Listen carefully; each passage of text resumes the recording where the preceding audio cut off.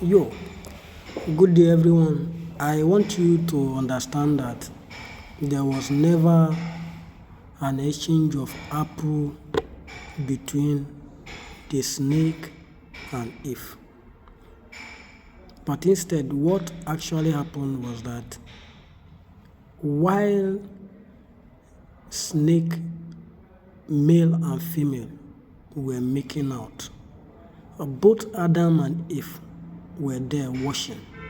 Though Eve Though Adam did not take much cognizance or did not, put attention into what was happening between the two snakes, but Eve was paying attention while the two snakes were making out. That is, the male and the female of the snake were making out.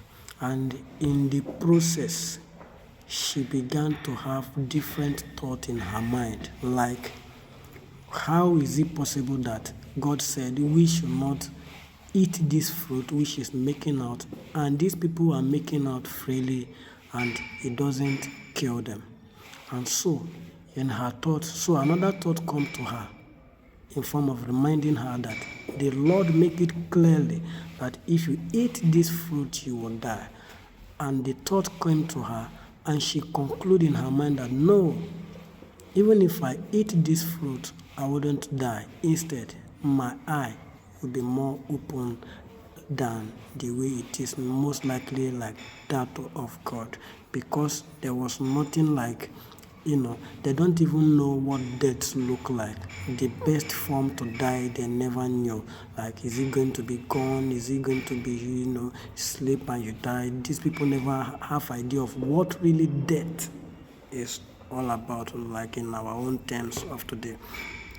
So she decided to give it a test, and that is why if you look at Genesis chapter 3 verse 1, it said, now the serpent was more crafty than any other beast of the field that the Lord God had made.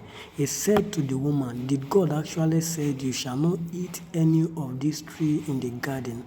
Now that place is not saying that the serpent asked the woman. No, it was in the act of the serpent enjoying with the female counterpart that the thought begins to ring in the mind of Eve.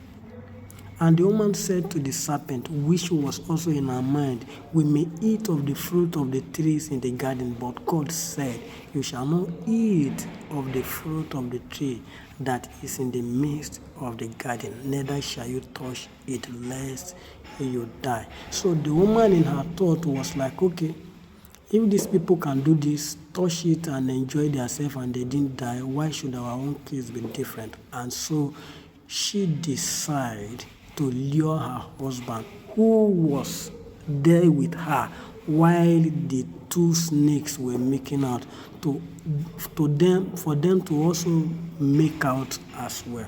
And so they did, and their eyes were open. And in case you might want to argue that what I'm saying is not true, I want you to understand that we have fowl in those days, in the time of creation.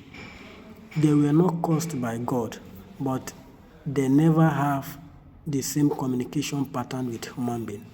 We have lion in the time of creation. They were not caused by God, but they never had the same pattern of communication with human being.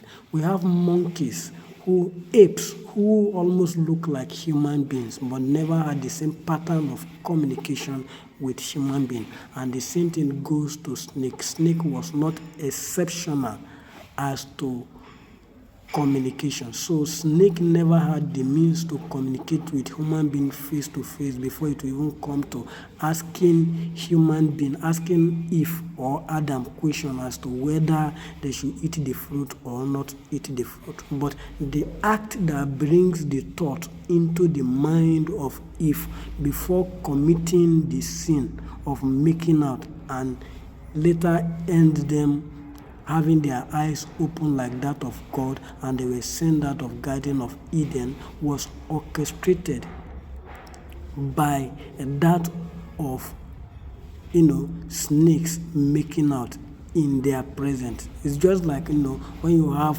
dog making out, you see people, you see one or two person standing watching what is happening, while others will be minding their business. It was more of that. While Eve was trying to put more concentration in what was happening between the two snakes, Adam never give much concentration to it, and at the end, what happens in the mind of Eve played out in their life, and they finally make out, and the end become disastrous to every one of us, simply because it was not yet time for them to start the act of making out, or the act of production.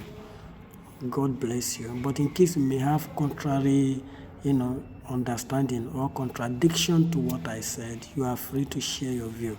Thank you.